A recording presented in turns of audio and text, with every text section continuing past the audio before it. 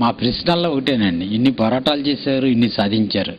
అదే మీరు ఒక ఎంపీగా పోటీ చేసినప్పుడు, భీమవరంలో ఎమ్మెల్యేగా పోటీ చేసినప్పుడు కనీసం భీమవరం కాన్స్టిట్యున్సీలో 2500 ఓట్లు కూడా మీ అభ్యర్థికి రాలేదు. అయితే మీ సిఐటి సభ్యత్వం చూసుకున్నట్లయితే అంతకు రెట్టింపు ఉంటుంది. ఎందుకు ఇన్ని పోరాటాలు చేసిన ఈ కార్మిక వర్గాన్ని మీరు ఆకర్షించలేకపోతున్నారు? 1990 ఎన్నికల్లో మన జిల్లాలో దాదాపు నరసాపురం పార్లమెంట్ ఎన్నికల్లో పార్లమెంట్ సహా 7 అసెంబ్లీ స్థానానికి పోటీ పెట్టాం వాస్తవంగానే. కనీసం మీరు ఆశించిన ఓటింగ్ కూడా రాలేదు. బలహీన పడి కూడా వాస్తవం, ఘోరంగా ఓడిపోయిన కూడా వాస్తవం. దానికి కారణం ప్రజల్లో చైతన్యం లేకపోవటం. సహజంగా భూజా పట్ల అంటే డబ్బులు, సారాలు, ఒత్తిళ్ళు అంటే దానికి చాలామంది ప్రజలు లొంగిపోయారు. మేము సీరియస్గా గ్రూప్ ఎడిగి పెట్టడం ద్వారా చేసేటప్పటికీ నిలబడలేదు.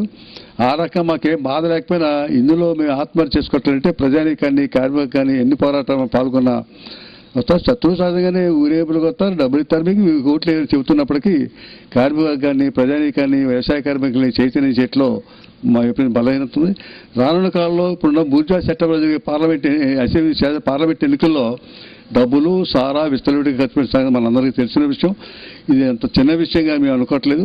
ఎంతో దీర్ఘకాల పాటు ప్రజానీకాన్ని అనేక రూపాల్లో ఉద్యమాల ద్వారా, పోరాటాల ద్వారా చైతన్యం చేయడం ద్వారానే భవిష్యత్తులో కమ్యూనిస్ట్ పార్టీకి మేలుంటుందనేది మాకు తెలుసు. ఆ రకంగా పనిచేయడం జరుగుతుంది. ఒకనాడు జిల్లాల్లో కమ్యూనిస్ట్ నేతలు ఆర్ఎస్ అల్లూరి, ఉద్దరాజు రామం, కల్దిని సుబ్రహ్మణ్యరాజు ఇట్లాంటి నాయకులంటే చాలా ఆప్యాయత, అనుబంధం. కార్యకర్తలు ఆ నాయకులు వస్తున్నారు, మన ఇంటికి వచ్చినటువంటి కుటుంబ పెద్ద వచ్చాడు అనేటువంటి ఆత్మీయత చూపేవారు.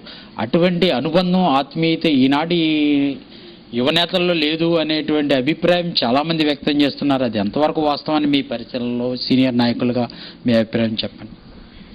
అది వాస్తవం కాదు, అవాస్తవం అది.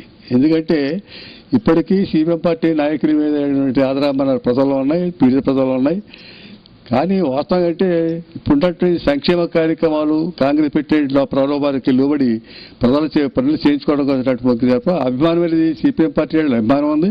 నాయకత్వం మీద, కార్యకర్తలు, అశేష ప్రజానీకం, ముఖ్యంగా పీడిత ప్రజలంటే అత్యంత ప్రేమాభిమానంతో ఉన్నమాట కూడా వాస్తవం. అయితే సమస్యలు తాత్కాలిక ప్రయోజనాల కోసం, దీర్ఘ ప్రయోజనాలు కాకుండా తాత్కాలిక ప్రయోజనాల కోసం అంటే ప్రజలు సంక్షేమ కార్యక్రమాలను, లేకపోతే రేషన్ కార్డులను, ఇంకోటనో అంటే ప్రభుత్వ ప్రయోజనం పొందుతారంటే వ్యక్తులుగా నాయకత్వ అభిమానం మాత్రం అంటే ఈనాటికి బలమైన అభిప్రాయాలు మాత్రం అంటే సిపిఎం పార్టీ అభిమానం ఉంది. నాయకత్వం అంటే ప్రేమాభిమానులు కూడా ఉన్నమాట వాస్తవం అందుతుంది.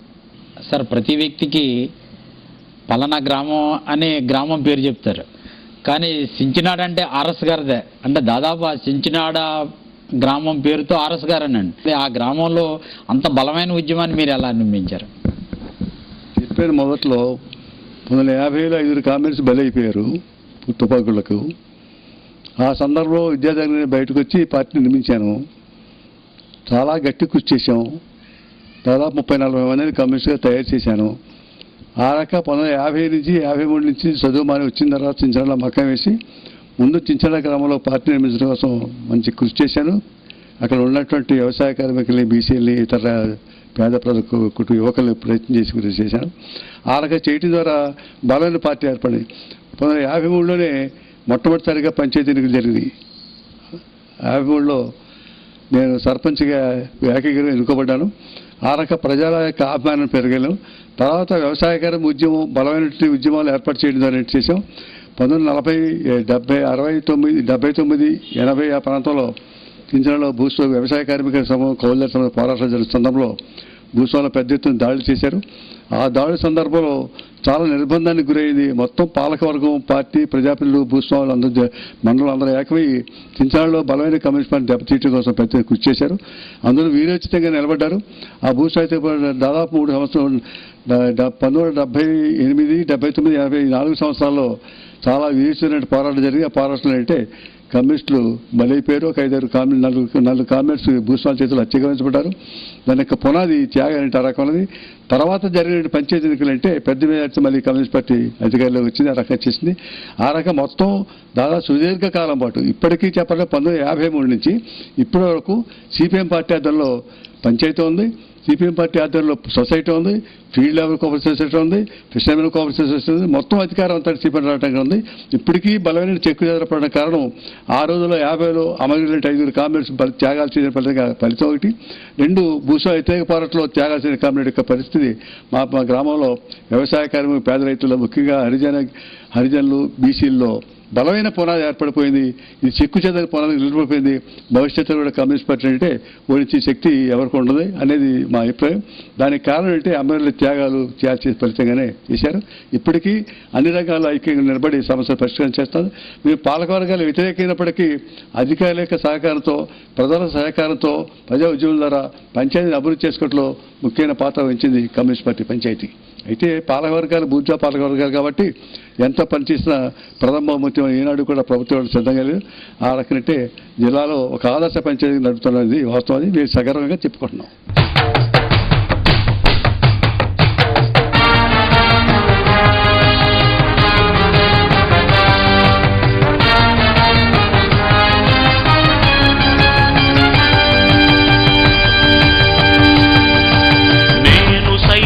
ప్రపంచాగ్నికి సమిధనొక్కటి ఆహుతిచ్చాను.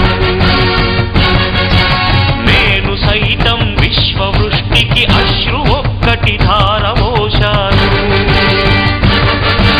నేను సైతం భువన ఘోషకు వెర్రి గొంతుక విచ్చి మ్రోశాను. నేను సైతం ప్రపంచాగ్నికి సమిధనొక్కటి ఆహుతిచ్చాను. కమ్యూనిస్ట్ ఉద్యమంలో మీరే కాదు, మీ శ్రీమతి గారిని కూడా తీసుకొచ్చి మహిళా సంఘ నాయకురాలుగా ఇచ్చారు. భార్యాభర్తలు ఇద్దరూ అలా ఉద్యమంలో పనిచేస్తుంటే మీ కుటుంబాన్ని బాధ్యతలు ఎవరు పట్టించుకునేవారు? అయినా వారు కూడా మంచి పేరు ప్రఖ్యాతులు సాధించినటువంటి మహిళలుగా ఎదిగారు. దీనికి మీరు ఉద్యమంలో ఎటువంటి పాత్ర వహించేవారు? నేను పార్టీలో వచ్చినప్పటి నుంచి నా భార్య రుద్ర సూర్యకాంతం, ఆవిడకు అన్ని రకాలుగా నాకు సహకరించేది. ఆవిడ మహిళా సంఘంలో నరసాపురం తాలూకాలో, ఏలూరులో, భీమవరంలో మహిళా సంఘ కార్యకర్తగా అనేక ఉద్యమాల్లో పాల్గొని శ్రమపడి పనిచేసిన కార్యకర్త ఆవిడ. ఆ రకంగా అన్ని సందర్భాల్లో కుటుంబం చేస్తున్నా. అలాగే నాకున్నట్టు 3 అమ్మాయిలు, అల్లుళ్ళు కూడా అంటే నా భార్యకి నాకు అన్ని రకాలుగా అండదండలు మొదలు ఇచ్చారు. ఆ ఉద్యమ స్ఫూర్తికి పెరగడానికి కూడా అంటే నా భార్య సహకారం, నాకు ఆవిడ సహకారం, ఇప్పుడు అన్యోన్యంగా అంటే ఉద్యమాల్లో పాల్గొంటుందంటే చేసి పిల్లలు కూడా సహకారం ఇచ్చారు. నాకు ఇప్పుడు కూడా అంటే అనారోగ్యంగా ఉన్న పార్టీ అచంచల విషయం నా భార్య కూడా అంటే నాతో పాటు పార్టీ సభ్యులుగా కొనసాగుతుంది. ప్రస్తుతం మహిళా సంఘంలో పనిచేసిన ఓపిక లేని పరిస్థితుల్లో విశ్రాంతం తప్ప ఇప్పటికీ సిపిఎం పార్టీ అన్న మహిళా సంఘంలో అన్ని అభిమానంతో పెరుగుతుంది. మా పిల్లలు కూడా అంటే అభిమానులుగా ఉన్నారు. జిల్లాలో కమ్యూనిస్టు నాయకులే కాదు, ఇతర రాజకీయ పార్టీలకు చెందినటువంటి వారు కానీ, అధికారులు కానీ ఆర్ఎస్ గారు అంటే ఎంతో అభిమానం. అలా ఒక కమ్యూనిస్ట్ నాయకుడిని ఏదో ఆ రోజు వస్తే చూసి వెళ్ళిపోవడమే తప్ప ఆర్ఎస్ గారు వచ్చారా అనేటువంటి ఆత్మీయతని మీరు పొందగలిగారంటే దానికి కారణం ఏమిటి? దానికి కారణం ప్రధానంగా ఒకటి, నాలో నిజాయితీ. నే అధికారికి లంచాలు ఇచ్చే అలవాటు నాకు లేదు.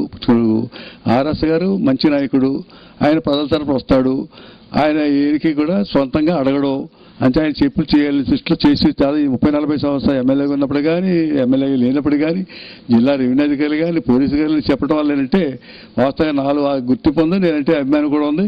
చేయగలి మేరకు చేసుకున్నాం.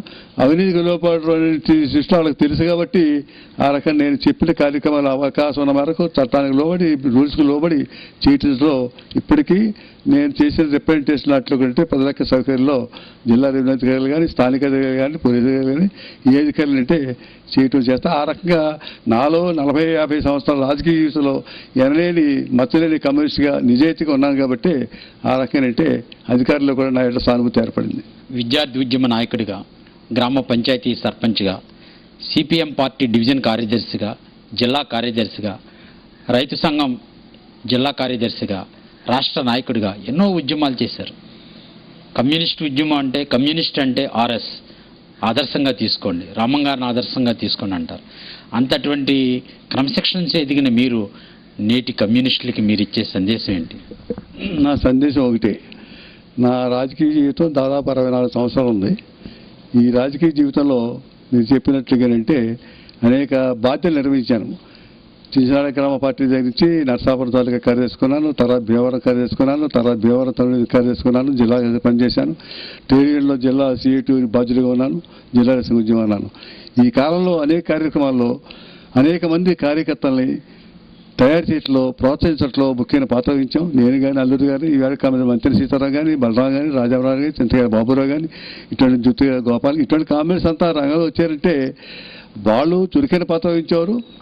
మా సహకారం ఉండేది, మా ప్రోత్సాహం ఉండేది, మా ఆదర్శాలు కూడా తీసుకు పనిచేసారు. బట్టి ఆ రకనంటే యువనాయకత్వం తయారు చేయడంలో నేను కానీ, కాబట్టి అల్లూరు కానీ పెద్ద కృషి చేశాం.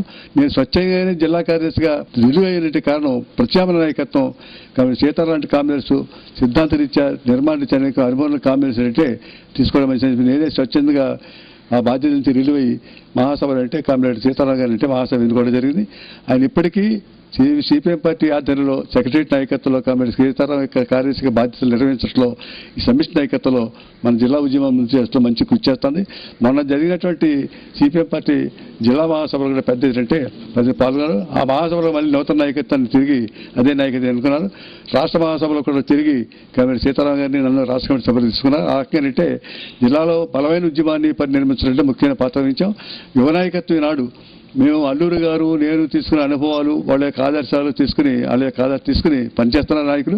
మా సలహాలు వయసు అయిపోయినప్పటికీ, ఈ వయసులో కొనసాగుతున్నప్పటికీ, ఉద్యమం నిర్మాణాలు కృషి చేస్తున్నప్పటికీ ప్రత్యక్షంగా ఉద్యమాల్లో బాటంగా పెద్ద ఎత్తున ఉద్యమాల్లో పాల్గొనే శక్తి కోల్పోయినప్పటికీ నిర్మాణ రంగంలో కాంగ్రెస్ ఎడ్యుకేషన్లో వాళ్ళు తీర్చిదిద్దట్లో, ముఖ్య పాత్రలు నిర్మాణ సమస్య పరీక్షించడంలో మా పాత్ర ఎప్పటికీ కొనసాగుతుంది. ఆ పాత్ర ఉంటుంది. మా అవతరణ కూడా సీనియర్ కామ్రేడ్గా నా పాత్రను వాళ్ళు కామ్రేడ్స్ నాయకత్వం ఉపయోగించడంలో చేసుకుంటున్నారు. రకంగా అంటే సమన్వయంగానే ఏ భేదాలు లేకుండా నిర్మాణ రీత్యా రాజకీయ ఐక్యంగా నిలబడి మన జిల్లా కమ్యూనిస్ట్ ఉద్యమాన్ని మన జిల్లాలో తీసుకోవడం అంటే ఇప్పుడు నూతన తరం ఈ నాయకత్వాన్ని మంచి కృషి చేస్తున్నది గర్వపడుతున్నాను నేను. సార్ ఆర్ఎస్ గారు ఎంతో అనుభవం ఉన్న రాజకీయవేత్తగా ఈనాడు వామపక్ష ఉద్యమం గురించి ప్రజలకి ఎటువంటి సందేశం ఇవ్వాలనుకుంటున్నారు? ఈవేళ కాంగ్రెస్ బీజేపీ యొక్క విధానాలకు వ్యతిరేకంగా వామపక్ష ఐక్యత యొక్క రాజకీయ ప్రాధాన్యత ప్రజలు గుర్తించారు, కమ్యూనిస్ట్ పార్టీలు గుర్తించినాయి. ఆ రంగ ఐక్యత యొక్క ప్రధానం వామపక్ష ప్రధాన ఐక్యత చేసుకోవాల్సిన అవసరం ఉంది. అయితే తాత్కాలికంగా ఇందాక నేను చెప్పినట్టుగా తెలుగుదేశం పార్టీ వెనకాల కొంతకాలం ఉంటాం, 20 బలహీన జనం, ఆ జనం బీసీలు కానీ, ఎస్సీలు కానీ, ఎస్సీలేమో కాంగ్రెస్కి వెళ్ళిపోయారు, బీసీలేమో టీడీపీకి వెళ్ళిపోయారు. దాదాపు 15-20 సంవత్సరాల నుంచి కొంత టైం పట్టొచ్చు. ఏమైనా దీనికి కీలకం అంటే సిపిఎం పార్టీని బలపరచుకోవడం, స్వతంత్ర విధానం బలపరచుకోవడం ఒక పని. రెండవది వామపక్ష ఐక్యతగా రెండో ప్రాధాన్యత తీసుకోవాలి. మూడవది అంటే వామపక్ష ప్రజాతంత్ర శక్తుల ఐక్యత అంటే ప్రధానం తీసుకోవాలి. ఈ మూడు శక్తుల కలికి ద్వారానే భవిష్యత్తులో మన జిల్లాలో కానీ, రాష్ట్రాలు కానీ, దేశాల్లో కానీ కాంగ్రెస్ బీజేపీ ప్రభుత్వం, లఘు ప్రభుత్వం ఏర్పడటానికి దోహదపడుతుంది. దానికి సిపిఎం పార్టీ ముఖ్యమైన పాత్ర వహిస్తుంది అన్న సందేహం లేదు. జిల్లాలో సిపిఎం పార్టీ వ్యవస్థాపకుల్లో ఒకరుగా, కమ్యూనిస్టు ఉద్యమ నిర్మాతల్లో ఒకరుగా, మాజీ ఎమ్మెల్యేగా ఈ జిల్లాలో వామపక్ష ఉద్యమాన్ని ముందుండి నిర్మించడంలో ఎంతో విశేష పాత్ర నిర్వహించినటువంటి కామ్రేడ్ ఆర్ఎస్ గారు మా విసివి ప్రేక్షకులకు చక్కని ఇంటర్వ్యూ ఇచ్చినందుకు మీకు మా విసివి